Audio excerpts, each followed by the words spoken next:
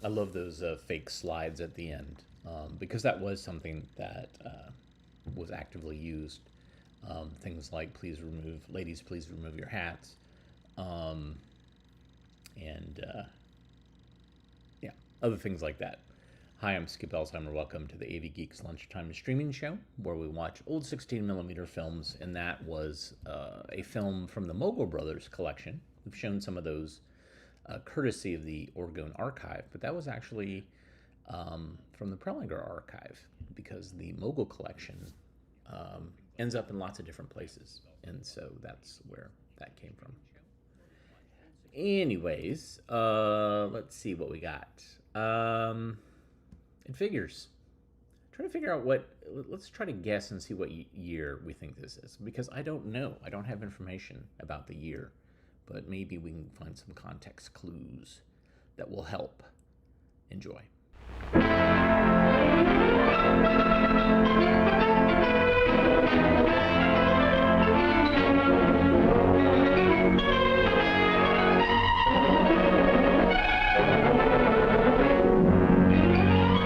In presenting It Figures, we...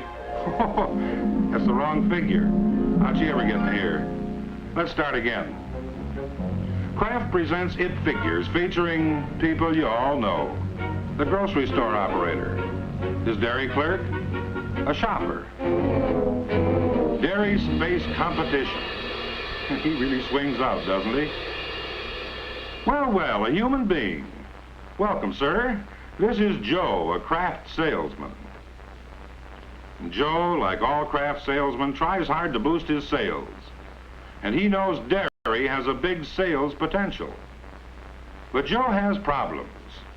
The worst, probably, is the way that character, Dairy Space Competition, keeps cutting him down. He cuts the store operator down even more, but the store operator has so much else on his mind. Look here, mister.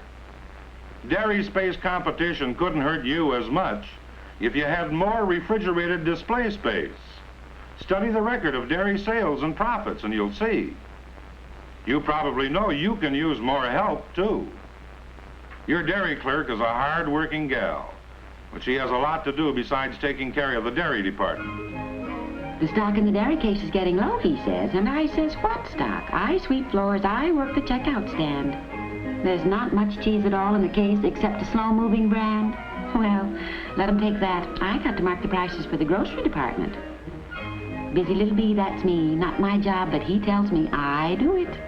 Sweep the floor, stamp prices for the grocery department. Poor guy. Too busy to bother about the dairy department. So am I.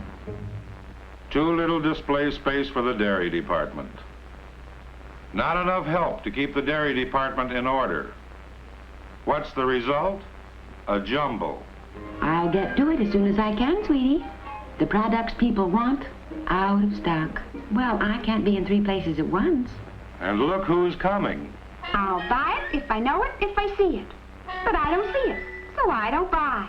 Lost sales. And to complicate the situation, here's that man again. Look what he's doing now, subjecting the store operator to price-cutting pressures. More unknown, unadvertised brands dumped into the case. Crowding out brands customers want.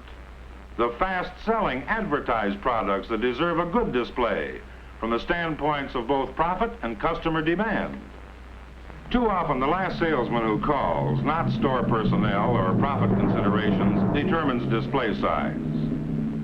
Joe, you just got to get through to the store operator for his own sake as well as for yours. You, like every Kraft salesman, are recognized nationally as a dairy department consultant. Yes, you are. Looks good, too. And it means you're an expert in helping store operators realize all possible profit from dairy departments. Come on, Joe, try getting through to him. That's it. You, he respects you. You can help him develop a dairy department that produces 10 to 14% of the gross profit, and at the same time act as a store traffic builder. But as a Kraft consultant, you've got to go still farther. Show the store operator how to wring every possible penny of profit from every square foot of space in his dairy department. Give him the facts and the figures. These progressive grocer figures are real eye-openers. Profit per square foot per week of store space in well-managed supermarkets. Produce averages $1.33 gross profit per square foot per week. Meat, $1.69. Bakery, $1.89. Tell him to hold on, Joe. Here it comes. Dairy, $3.15 per week per square foot. The highest of any department in the stores. So far, so good, Joe. He's got a picture now of what can be done in his own operation. The next step is to help him make a study of his dairy department. He probably hasn't realized the importance of it because dairy is usually hidden under this key of the cash register and is usually supervised by a manager whose primary interest is meat or groceries. So what? That's no obstacle, is it, Joe? Have him take a look at the plan. The plan is a new plan, but its effectiveness has been proven. And it will show that a well-balanced dairy department boosts store profits, no matter who supervises dairy. First, Joe gets the figures on his fast-moving items. When you have the figures, you'll... No, Joe, not this figure. You want the sales figures. Have to watch these salesmen all the time. That's better. Figures tell you 60% of dairy purchases are made on impulse. So products that customers like must always be handy, where the customer can see and reach for them. To make this clear to your friend, let's represent fast-moving items with a blue band. That's the way. Impress it on his mind. Next, represent slower-moving duplications with orange. Non-dairy items as black. Now, here's the way to start those extra profits rolling in, Joe. Fast-selling items need extra space, enough so they don't go out of stock for the heavy buying of rush hours. Help your friend to remove slow-selling duplications. They're stealing space that could be making a faster profit. Remove non-dairy items from the dairy section. Give them a place to themselves. They steal profits here, and they also confuse the shopper. Now there's a chance to allocate space to each item based on its actual sales volume. Blue gets the most space, orange less, of course. Let them see how it works. Watch. Impulse buying. Delicious. I'll buy it if I know it, if I see it. And if she can reach it. But if the item she wanted hadn't been on display, bingo. There'd have been no sale, no profit. Things would have gone like this. Here's the dairy department before it had a plan. What a mess.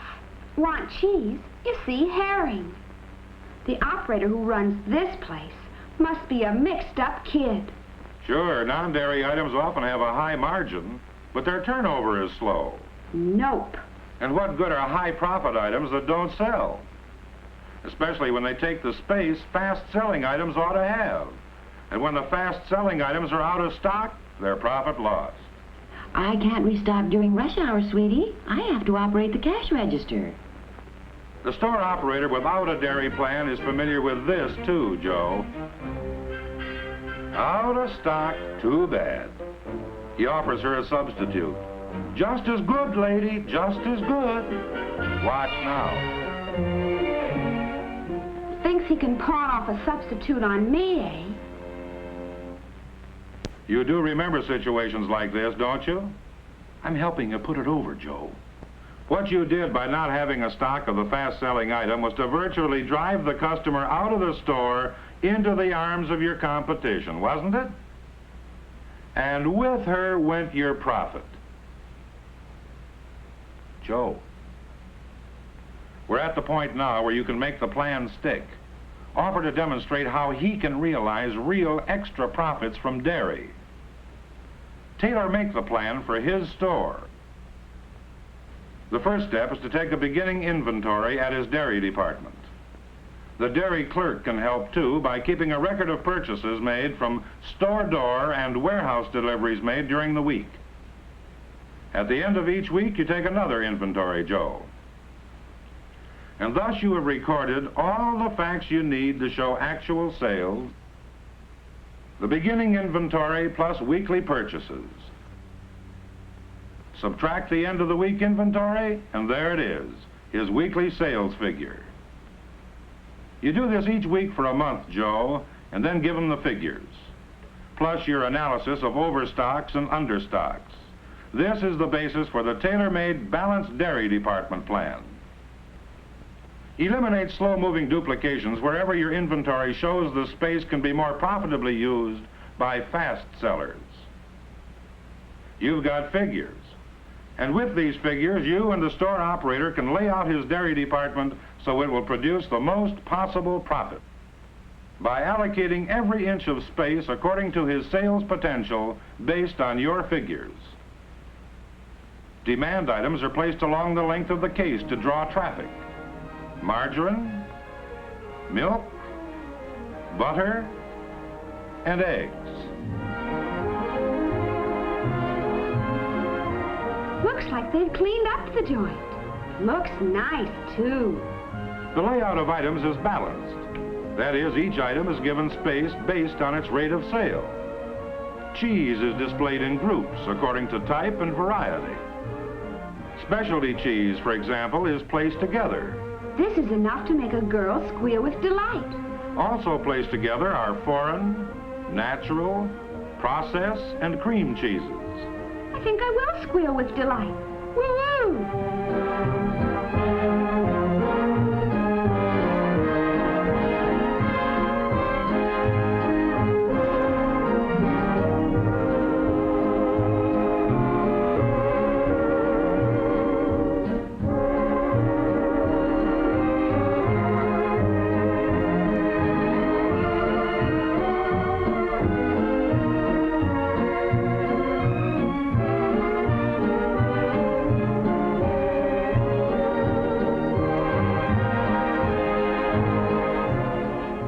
Altogether, you've given the store operator an attention-getting department and a balanced case for all dairy products.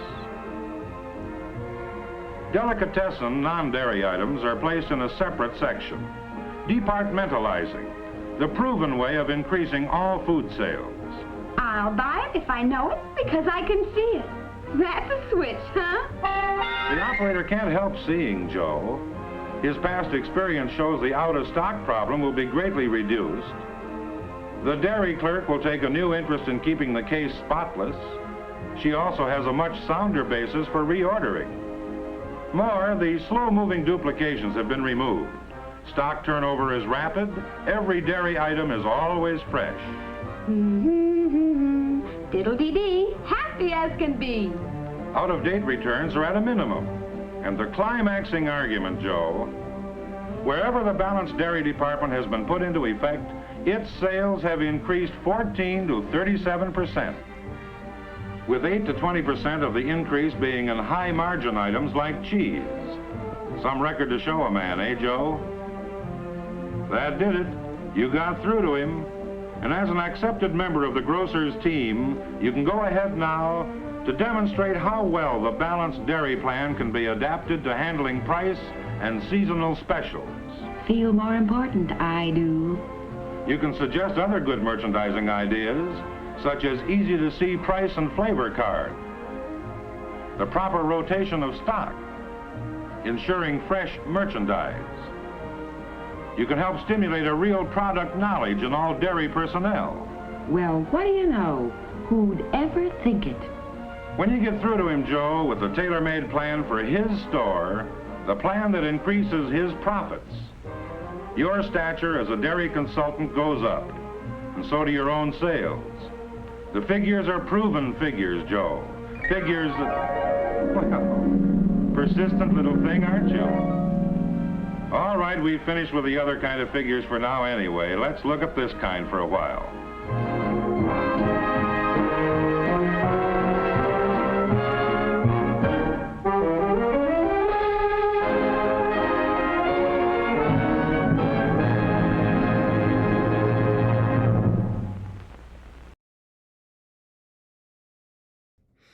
So those papier-mâché masks Well, this whole film just creeped the hell out of me. Like, really, just, oh, the, yeah. And so it reminded me a lot of One Got Fat, which has the paper mache monkey masks. And so anyways, what was our guesses for the years? Let's take a quick look and see. Somebody guessed 56. Before 1968. All right, so I looked it up, and on IMDb, it said it was 1955. And I was like, huh. And the thing is, don't trust IMDb, especially for shorts, because there's all sorts of misinformation that's up there. So anyways, I checked the catalog of copyright for motion pictures in the 50s. And guess what? There's 2 Jam Handy films that came out with the title It Figures. One was for Bendix Westinghouse Automotive Air Brake Company. The other was for Kraft. And so this is OCR'd, and so they didn't do a very good job of it. But it looks like, yeah, in fact, you see it says If Figures. It's It Figures, Kraft Foods.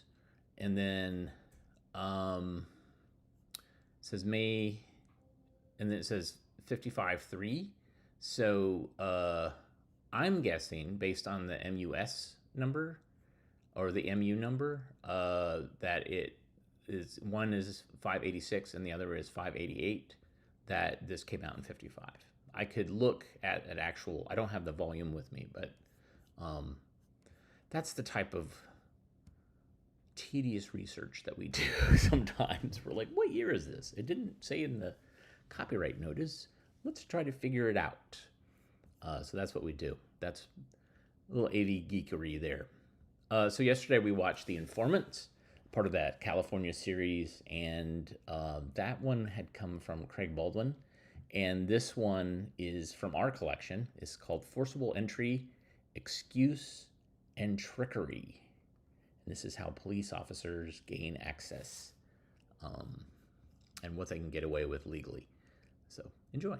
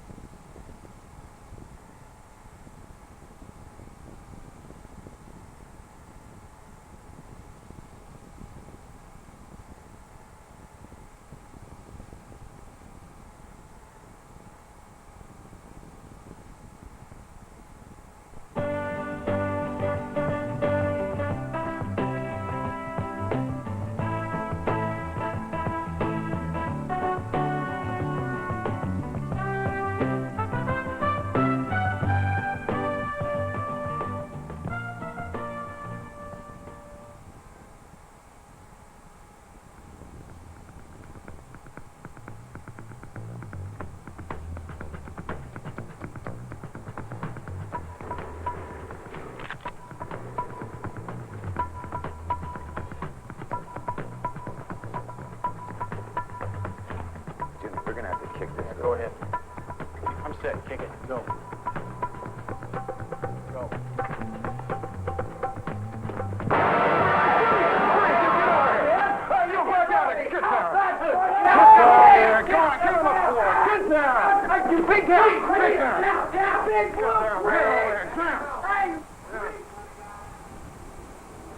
Well, that sounds good to me. Did you have any problems with the courts?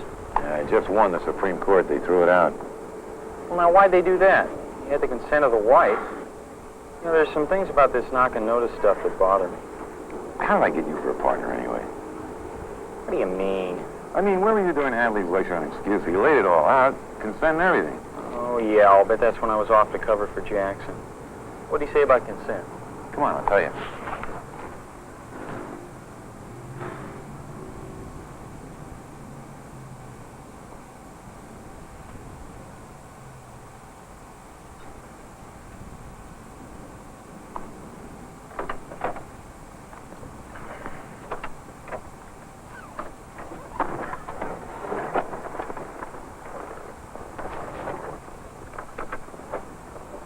Normally, before you can kick in a door, you've got to knock, announce yourself, and explain why you're there, right?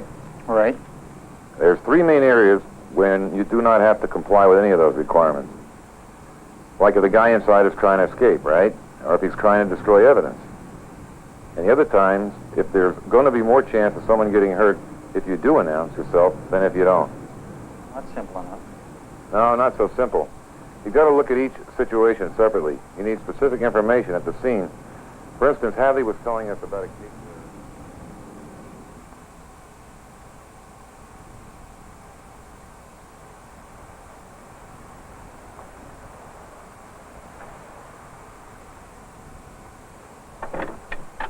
Is that the house?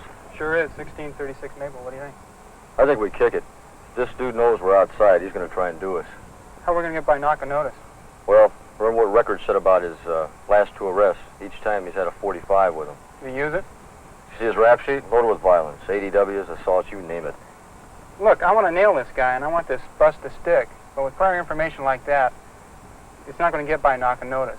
I think we should have something at the scene to use. The officer is following recent cases and advising his partner that prior information about a suspect may not be sufficient to excuse noncompliance with knock and notice statutes. Those cases say that the common law exceptions to knock and notice pertain only to emergency situations at the time of entry.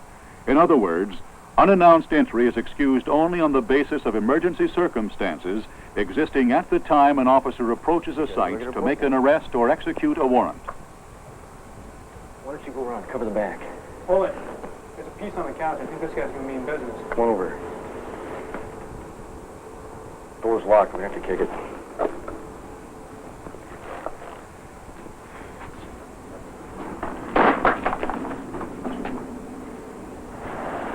And the court held out a good entry.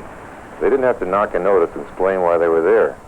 They had specific information on the guy, that he was probably armed and liked to shoot when resisting arrest.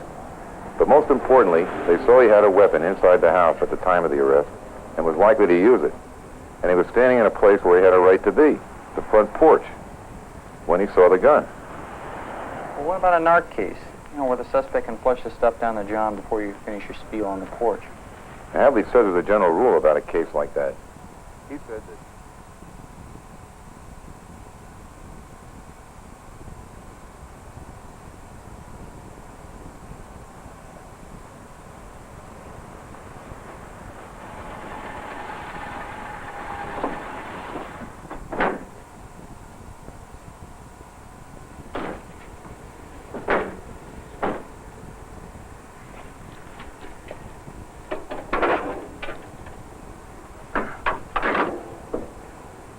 It looks like they're not here yet. How do you know? There's supposed to be a green Matador parked out front. Surveillance team said they should be there by now. What the hell? Why wait? Let's go in and get the evidence and then wait for him. That's fine, Moncho. You can't do that. Look, we'll do everything right. We'll knock, tell them who we are and why we're here. Well, we can wait a few minutes before we kick the door. That's great, but it's illegal. You gotta have good faith belief that your suspect's actually inside before you go in. Otherwise, the court will throw it out. Look, somebody's coming.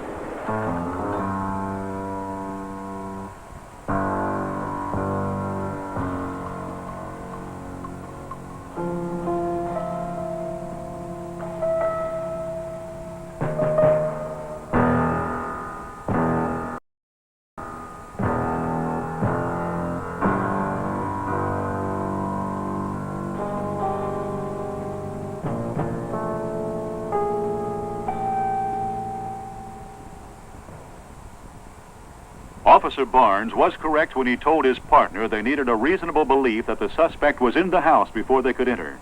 Being experienced narcotics officers, they know narcotic suspects usually try to destroy evidence if they realize police are nearby, But this alone is not enough to excuse compliance with the knock-and-notice rules.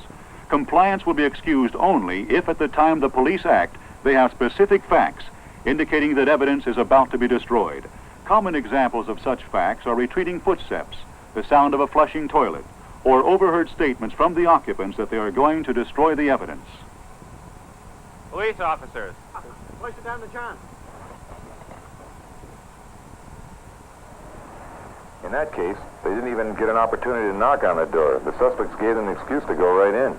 If you hear any sounds like the flushing of a toilet or running footsteps or something that reasonably leads you to believe that the occupants are fleeing, destroying the evidence, or maybe going to get their weapons, don't wait. Go right in. I forgot to tell you that hot pursuit rendering aid situations. I know about those. Well, if a guy you're chasing runs into a building or another structure, forget about knocking notice and following right in. Same goes for rendering aid situations. You know, if you hear moans or other noises that sound like an emergency, forget about knocking notice and barge right in. You're tremendous, Jim. I suppose tomorrow you'll be spouting off case citations to me. Listen, there's Dicker. I'm going to go talk to him about his tape, Dick. I'll see you later. All right.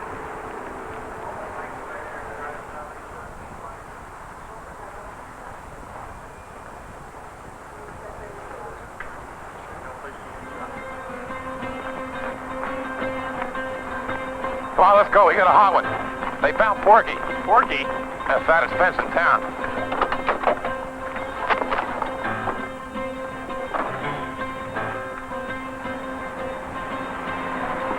This is all set up. The Jew's wife has given us consent to enter. How come? She's a ding-a-ling. Revenge or something. Who cares? It's dumb.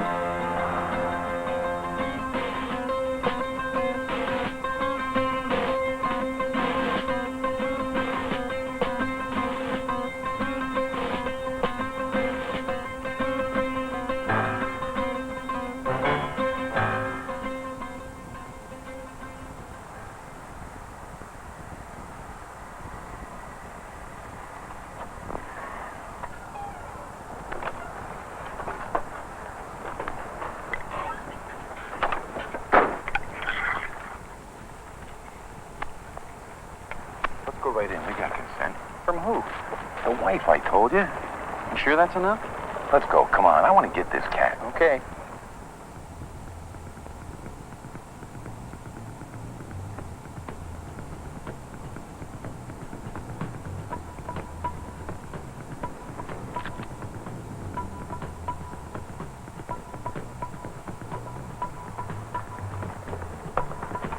Jimmy, we're going to have to kick this Go door. ahead. I'm set. Kick it. Go. Go.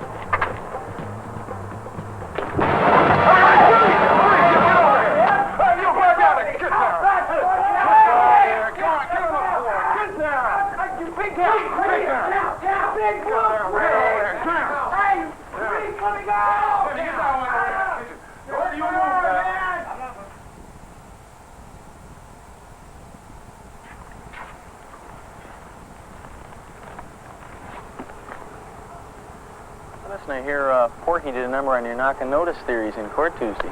Yeah. What's the matter, Jim? Didn't you know the person giving consent to enter had to be within the premises? You were really a big help, weren't you?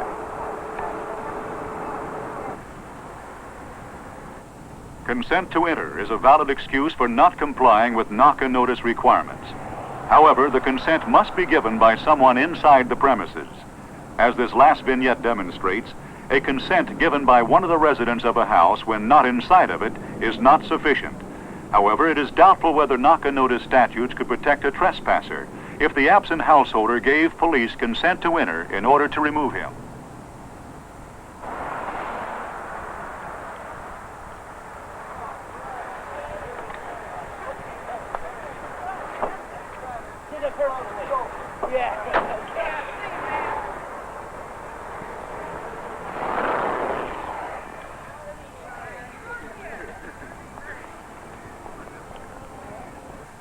An area closely related to knock-and-notice is entry by trickery or subterfuge. The United States Supreme Court has told us there is nothing inherently unlawful in the use of police subterfuge in suppressing crime as long as constitutional rights are not invaded. Thus, the use of undercover operations in such areas as narcotic buy programs has been approved by the courts. However, the California courts, which tend to be stricter in these matters, have disapproved such conduct as an officer's entry gained through his positive misrepresentation that he was an appliance repairman.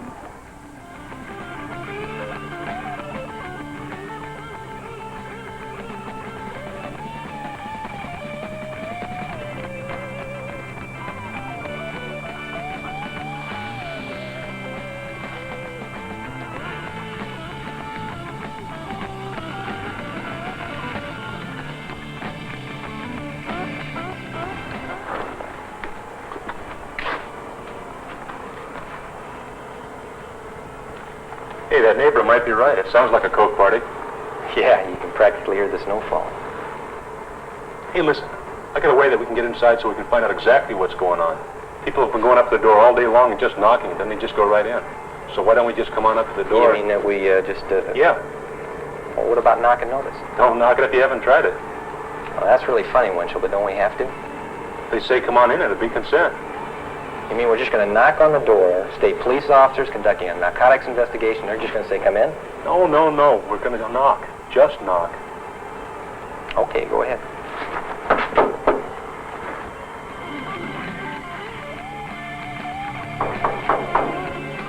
Come on in, the door's open.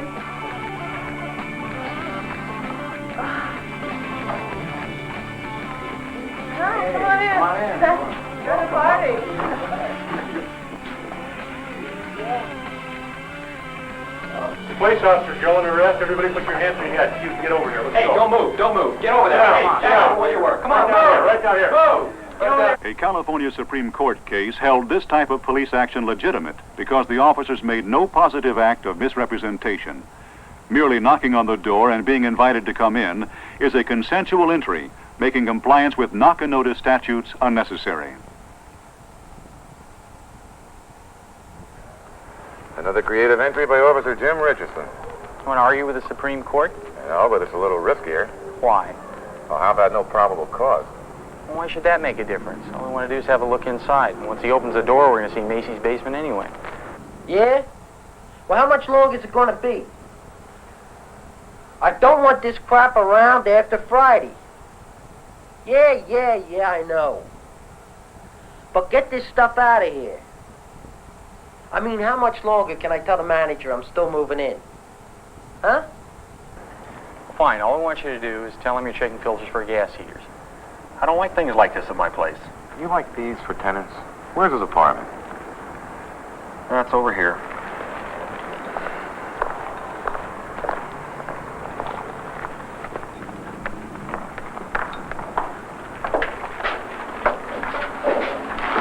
Okay, just knock on the door. I'll be right behind you. All we want is a look from the hallway into the apartment. Go on. Come on. Yeah? Who's there? It's the manager. I'm just checking heating filters, Mr. Whitehouse. Yeah? Well, come back later. I'm on the phone. Tell him it'll just take a minute. Okay. It'll just take a minute. Okay, I'll be right there. Hey, what? Breathe, Whitehouse. Look, what's going on here? I mean, hey, you guys got nothing on me. I just moved in here. I haven't had a chance to pack this stuff away yet. Yeah, we'll pack it away and you with it. On the wall. Move. On the wall! Move! On the wall. Spread him out.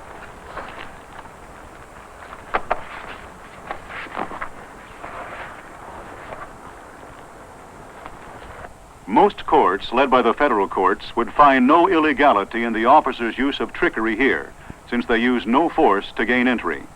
However, California courts, which have set trends in the search and seizure area, now generally agree that if the police have no probable cause and use trickery to gain entry into a residence, it is illegal.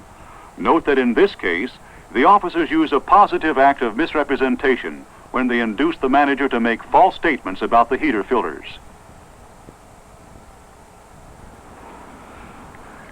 He's supposed to be here. Where is he? Here he comes. I wonder if he made a buy. Okay, Scobie, how much? Half a piece. That's good enough. Any more stuff? Well, if you mean, does it look like a pharmacy? Yeah, it does. Well, I checked the place out, and that's the only exit. Are you sure that's his car over there? Hey, man, I'm sure. There's a phone booth down on the corner. I'm going to go do that, and I'll meet you back here by the car. Yeah, say, look, this is a friend of Scobie's. The heat's making tracks for your place. You better get rid of your stuff. Yeah, it's okay. Forget it.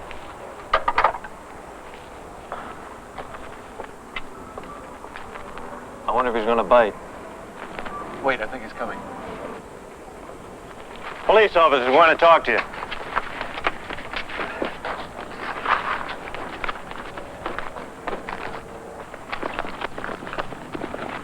All right, left hand on your head. Left hand on your head. Because there was no entry, but merely a ruse to draw the suspect out of his dwelling, this type of police action has been approved by the courts. The police were only providing an opportunity for Munger to incriminate himself. They did not use trickery to gain entry into his home.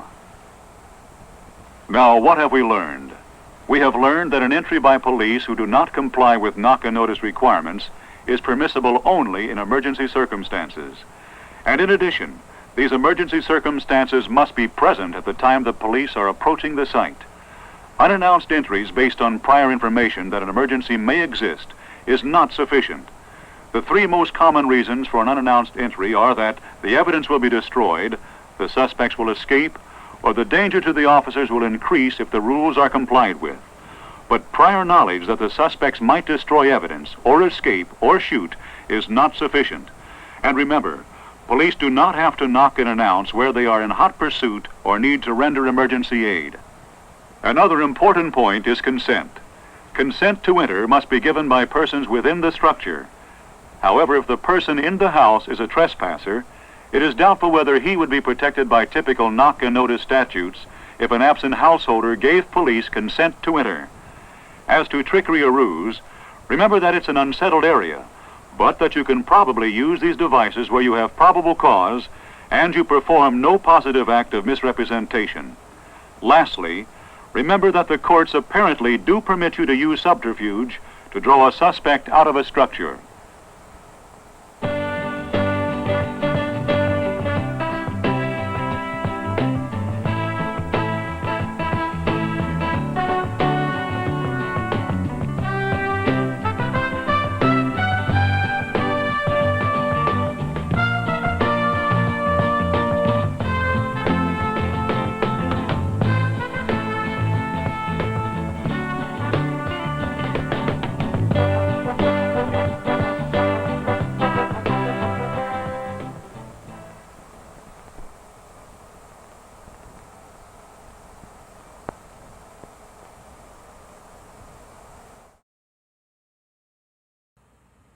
Oh boy.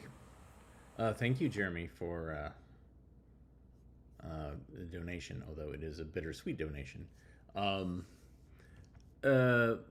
Basically, yeah, there's police training films that talk about all of this. And some of them are really good. They're smart. They talk about the difficulties of this, and they talk about what is not allowed. And that's important. So, you know, these, but they also have this kind of cop drama feel to them, which I love. And I have quite a few as far as training goes. All right, let's see. What do we want to watch? What do we want to watch? This one will have us run a little. No, we'll do this one. So this one's in Spanish, but read along. Enjoy.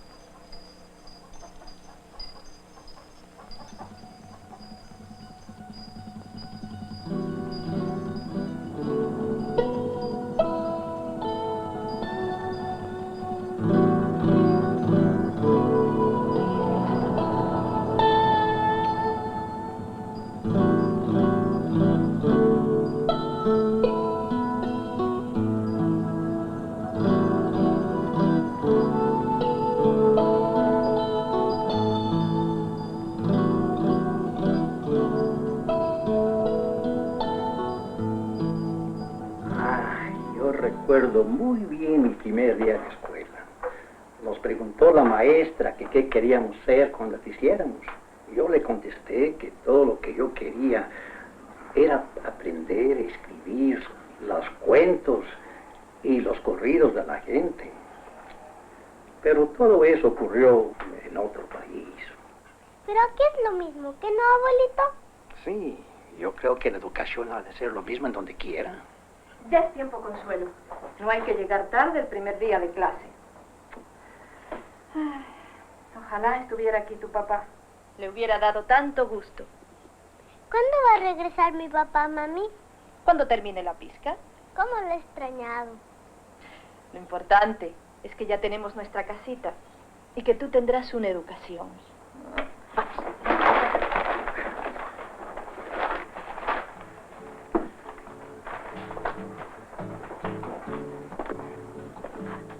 Hazle caso a tu maestra, Consuelo.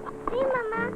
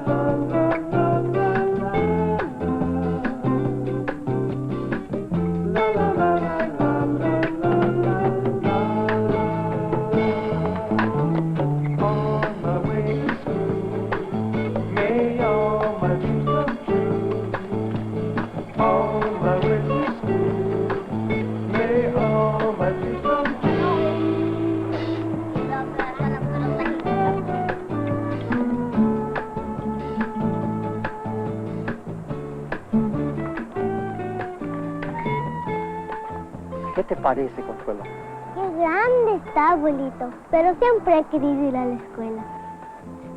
Vamos a entrar.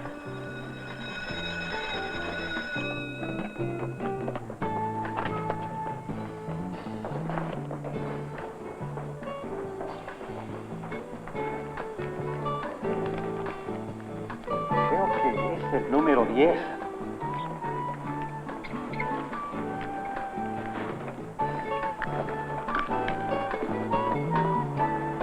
Aquí está, este es.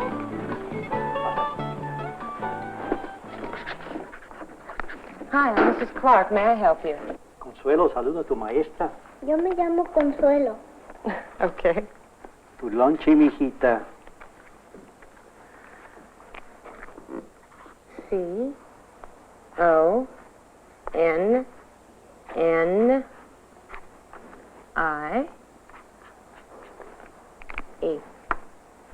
Connie. There you go. Put your lunch on the shelf in the cloakroom, and that's your seat by Joan.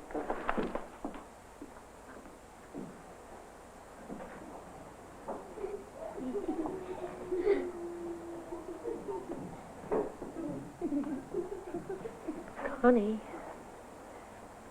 Connie. Connie, that will be your seat.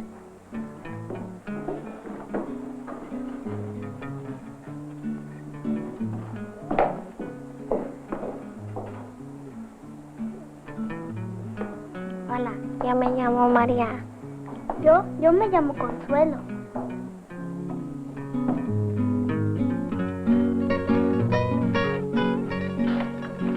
¿Consuelo escribió, abuelita? Sí, hijita, recibimos carta de tu papá.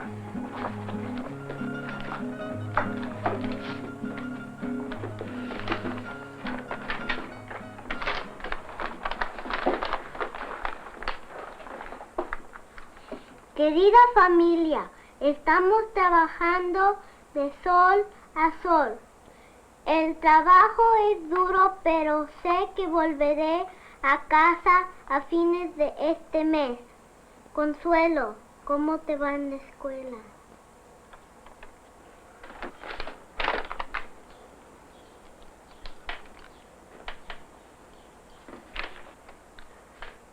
¿Qué te pasa, Consuelo? Nada, abuelito, nomás que...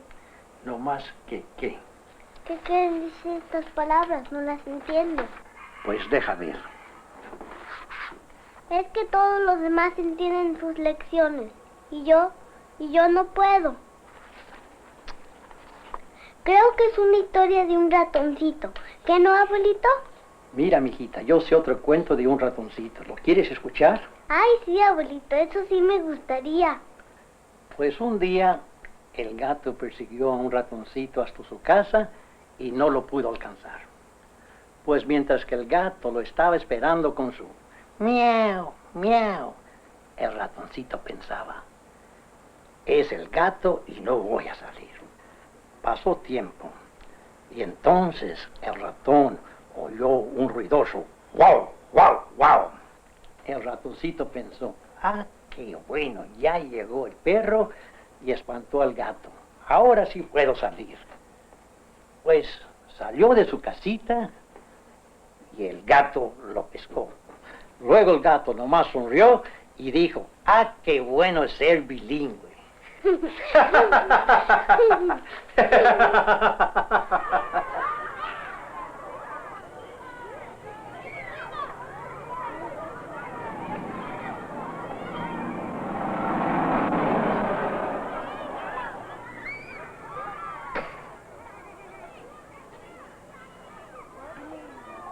El gato nomás se sonrió y dijo, qué bueno ser bilingüe. ¿Qué es lo que juegan? Se llama kickball. Vamos a jugar después.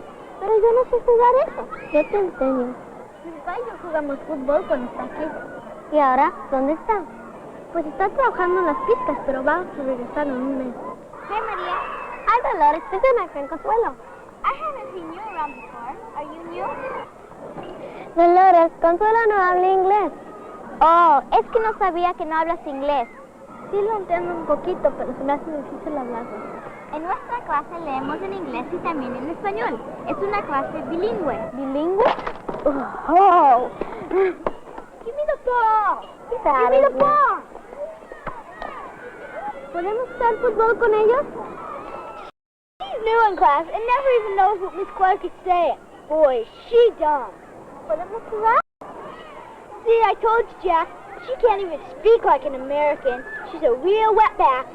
Yeah, a wetback from TJ. Joaquin, where are your parents from? My name is Jack. ¿Te llamas Joaquin? Hey, the wetback likes you. She wants to be your girlfriend. Cut it out. She does not. TJ, TJ, TJ, TJ.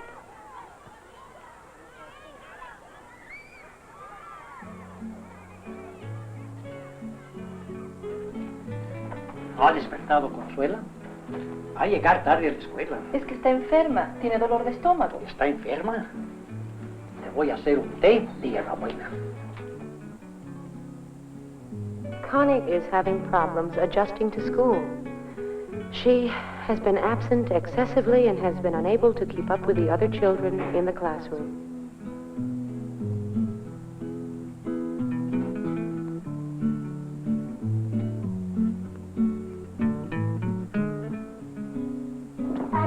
Bye-bye. Bye. Have a good day. Connie, we missed you in class. Where have you been? Consuelo ha estado muy enferma. Consuelo has sick stomach. Pero es una niña muy buena. Consuelo is a good child. Yes, she is a good child, but she's having difficulty keeping up with her reading, and she doesn't do the assignments. No entiendo. ¿Qué dice la señorita? Pues yo tampoco le entiendo. Connie needs help with her English. Margie, could you help me in here a minute? I'm trying to explain to them the problem with Connie. Buenas tardes. Yo soy Margarita Rivera. Buenas tardes. Yo soy la mamá de Consuelo.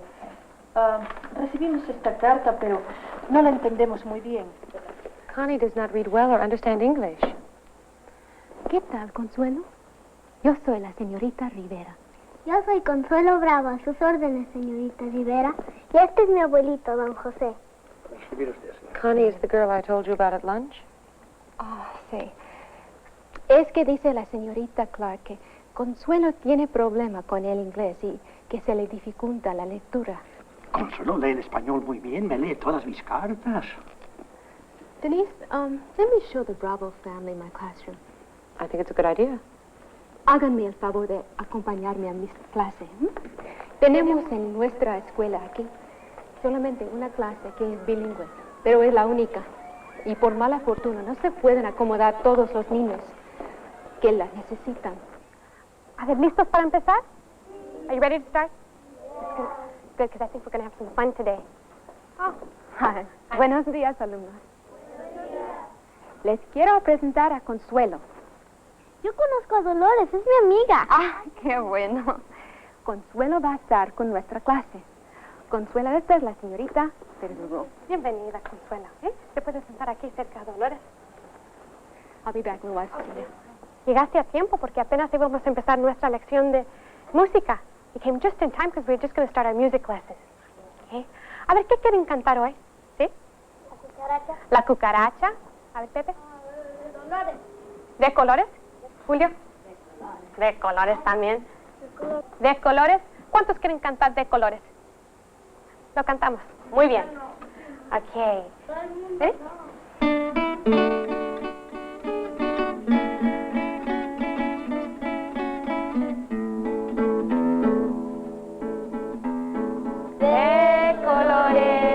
De colores se visten los campos en la primavera. De colores son los pajarillos que vienen de afuera.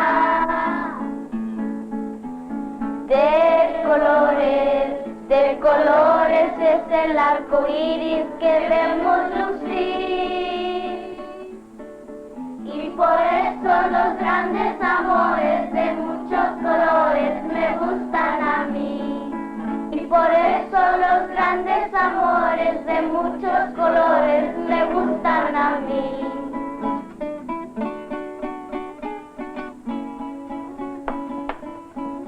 Ahorita vamos a repasar un poquito con sílabas, ¿sí? Canta el gallo, Consuelo. Muy bien, Consuelo. Muy bien, Miguel. La gallina con su cara. Lo, le, lu, la, Los pollitos con su pío. Y por eso los grandes amores de muchos colores me gustan a mí. Y por eso los grandes amores de muchos colores me gustan a mí. ¿Qué vas a hacer mañana? Mañana llega mi papá de las fiestas. ¡Qué bueno! Híjole, tiene mucho de haberse ido. ¡Ah, mira! Ahí está mi abuelo esperándome. ¡Abuelo! Esta es mi amiga Dolores. Es la que canta tus canciones conmigo. Ah, la consentida. Buenos días, señor. Consuelo habla mucho de usted y de sus cuentos. Sí, hasta le conté la historia del gato bilingüe. El cuento del gato. Don José, ¿es usted? Lorenzo, eres tú. ¿Cuántos años de no vernos, hombre? Pero estás grandote. ¿Y Guillermo? Pues no te imaginas. Esta es su hija Consuelo. Y esta es su amiguita Lolita. Ah, pues se parece a su papá. No, hombre, se parece a mí. Mire, don José, este es mi nieto Joaquín. Ay. Deja presentarte aquí un amigo de muchos años. Mucho gusto de conocerlo. Hello, Joaquin. I told you that's not my name. Oh, brother, not again. What are they talking about? My grandfather knows your grandfather. Jack? Hey, you can talk English. We're in a bilingual class now, and I'm learning English real fast. Y también el español. ¿Conoces a Joaquín, hijita? Sí, abuelo, pero se llama Jack. Ah, sí, casi todos le dicen Jack. ¿Cuál piñata te gusta? ¿Para qué es la piñata? Oh, el sábado cumplo años y vamos a tener una fiestecita. Julio, yo he cumplido tantos años que ya se me olvidó los que tengo. Mire, don José, ¿por qué no se vienen a la casa a pasar la fiesta con nosotros? Mira, Joaquín, ¿por qué no invitas a tus compañeras? Grandfather, do we have to? ¿Y por qué no? Pero abuelo, ese es el día que regresa mi papá. Ya veremos, mijita.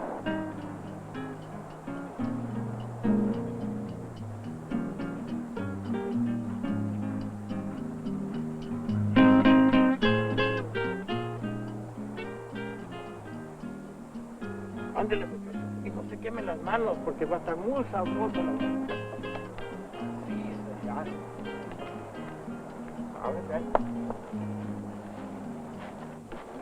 Pasen, no tengan vergüenza. Mira, don Lorenzo, este es mi papá. Válgame Dios, pero si estabas del tamaño de esa niña la última vez que te vieron estos ojos. Pasen para adentro, ándenle, a celebrar así mi cumpleaños, ándenle, mucha alegría. Ay, a mí me encantan las fiestas. A mí también, pero ya, quién sabe. Joaquín, ¿por qué no platicas con tus amiguitas?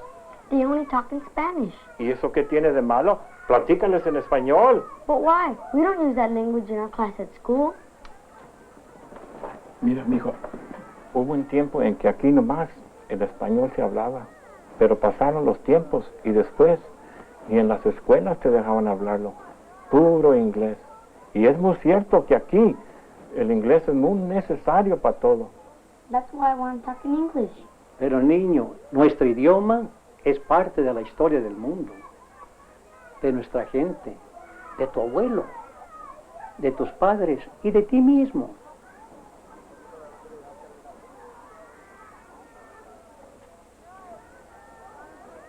What do you guys do in your bilingual classroom? We read and write in both languages all the time. Y contamos cuentos y cantamos canciones. ¿Vamos a la fiesta, Jack? Soy Joaquín. Estas son las mañanitas que cantaba el rey David. Hoy por ser día de tus santos te las cantamos así. Despierta, mi bien, despierta, mira que ya amaneció. Ya los pajarillos cantan, la luna ya se metió. ¡Échale tomate!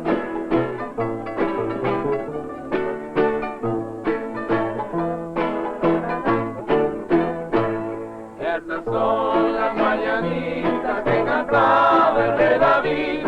Hoy por ser día de tus santos te las cantamos así.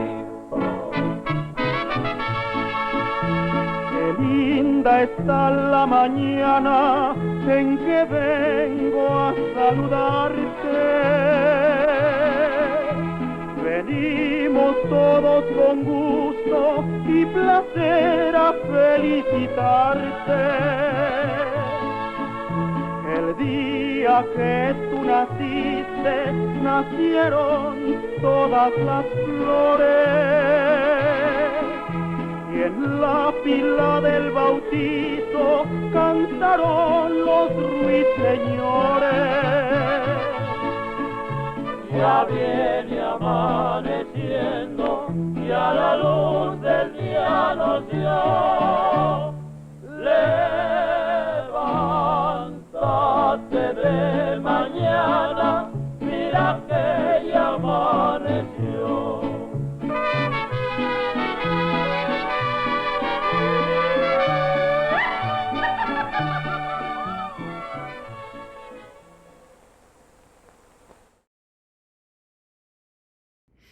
Really? Los Lobos? Huh. Is it Los Lobos, though? I mean, it's a pretty common name, so... Anyways, thanks for joining us today. Very much appreciate your eyeballs, and we hope to see you tomorrow. Jeremy, thank you for donating via the Super Thanks button. That's one way you can support us. You can also hit the thumbs up or the like button. You can watch other films that we've been uploading to YouTube, and we have been doing 1 an hour, and we'll probably continue to do that until we add another 1,000 films or so. That's the plan. Anyways, you can also support us via the ko-fi.com/avgeeks or patreon.com/avgeeks links. Those are great ways to support us. All right, we'll see you tomorrow. I might show you some Tupperware films tomorrow. That might be exciting. I don't know. You tell me. Everybody take care.